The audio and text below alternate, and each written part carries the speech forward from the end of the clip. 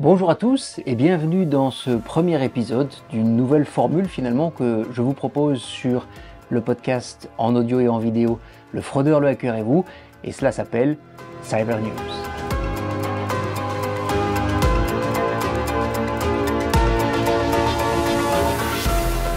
Alors dans Cyber News, nous allons traiter de trois types de sujets que sont les alertes fraude sur ces phones web, les news sur la sécurité en ligne et la cybersécurité en général, et à la fin de chaque Cyber News, je répondrai à une question que vous nous posez, que vous nous avez posée.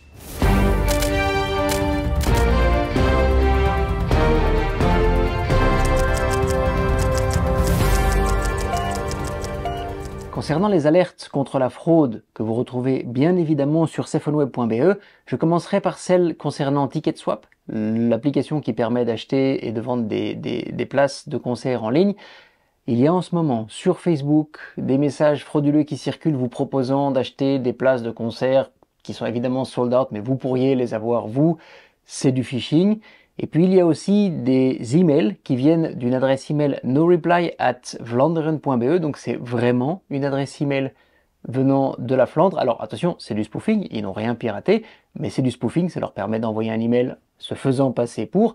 Il n'empêche que ces emails en ce moment, dans la période où nous remplissons notre déclaration d'impôt, ces emails venant de l'administration fiscale, pourraient vous tromper. Dans ces deux cas, c'est du phishing. Sachez que vous pouvez, si vous ne l'avez pas encore fait, suivre le module Surfer sans souci sur ces phones web qui vous permet de faire la différence entre un message légitime et un message frauduleux. C'est très simple à faire et c'est très pratique pour repérer ce genre de message. Et puis, il y a une dernière alerte concernant une augmentation assez importante du nombre d'emails et de messages sur les médias sociaux par rapport à des concours en ligne, des concours qui permettent de gagner des prix plus ou moins intéressants, parfois même vous expliquant que vous avez gagné.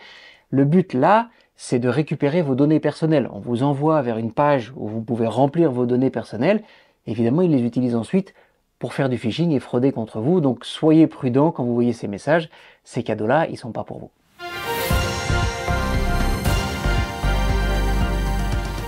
Alors concernant les news que nous avons vues passer cette semaine, je ne sais pas si vous l'avez vu, mais S1 Europe, qui est en fait une société qui produit des équipements électroniques de sécurité pour les voitures électriques, et Alstom, que l'on connaît évidemment mieux pour les trains, s'unissent en créant une chaire à l'UC Louvain en Belgique pour travailler ensemble sur la sécurité, donc pour partager des informations et pour créer des systèmes embarqués justement pour les trains ou pour les voitures qui partagent aujourd'hui de plus en plus de systèmes qui sont compatibles pour travailler sur la sécurité informatique de ces systèmes et pour mieux les protéger contre les cybercriminels. Ça, c'est une très bonne nouvelle.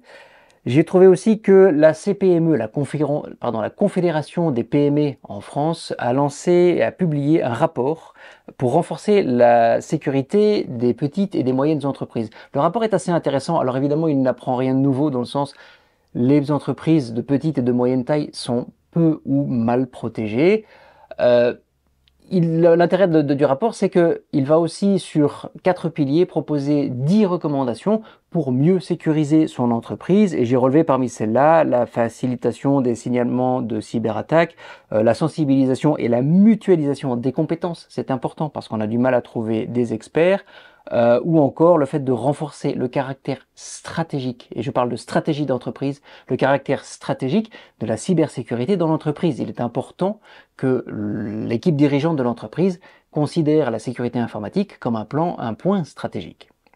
Et puis je finirai avec un article assez intéressant de l'EGE, qui est l'école de guerre économique en France, qui publie un article assez intéressant sur l'intelligence artificielle ou les intelligences artificielles et la cybersécurité. Alors on a déjà traité ce sujet dans ce podcast, mais il y a un élément intéressant qui dit que pour mesurer l'impact de cette technologie sur la cybersécurité, il suffit de regarder les projections, et je cite là, de valorisation du marché mondial de l'intelligence artificielle dans le domaine de la cybersécurité. Et ça, on s'en doutait. Les cybercriminels utilisent évidemment l'intelligence artificielle, ou en tout cas, ils investissent dans l'intelligence artificielle.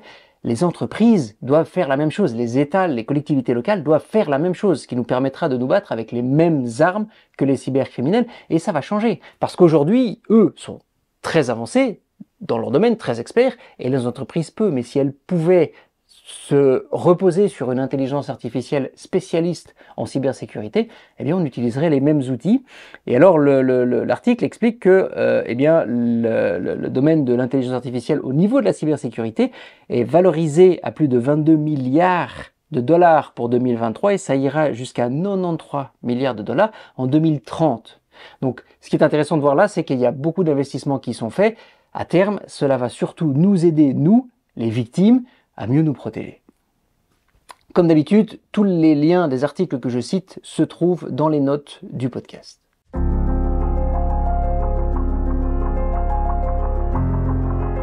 Et je finirai par une question, alors c'est Nathalie qui a demandé, en fait, concernant le phishing, comment est-ce que les fraudeurs récupèrent des emails et des numéros de téléphone? Eh bien, Nathalie, il y a 3 moyens en général. Bon, d'abord les vols de données, il y a des sites internet qui se font voler ou des plateformes en ligne, parfois même des médias sociaux, qui se font voler des données personnelles. Alors c'est souvent nom, prénom, adresse email, parfois même numéro de téléphone portable. C'est encore plus grave quand ils volent aussi des mots de passe.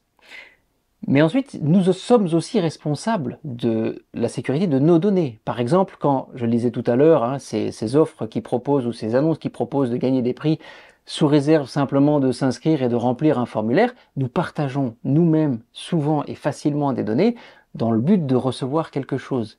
Et le troisième élément, c'est tous ces produits, ces applications gratuites. Quand vous téléchargez une application gratuite pour votre téléphone portable, pour votre ordinateur, il faut bien qu'à un moment, les propriétaires, les créateurs de cette application fassent de l'argent. Donc si c'est gratuit, on a l'habitude de l'entendre, si c'est gratuit, c'est vous le produit. Oui, si c'est gratuit, souvent, ils vont revendre des données de leurs utilisateurs. Alors pas directement à des cybercriminels ou des fraudeurs, mais à la 2e, 3e, 4e revente, ça peut tomber dans les mains de gens mal intentionnés. Voilà, si vous avez aussi, vous, des questions sur la sécurité informatique, d'ailleurs, n'hésitez pas à les poser dans les commentaires sur YouTube, parce que les plateformes de podcast, elles, ne le permettent pas. Mais si vous cherchez sur YouTube le fraudeur, le hacker et vous nous trouverez et vous pourrez laisser les commentaires à cet endroit-là.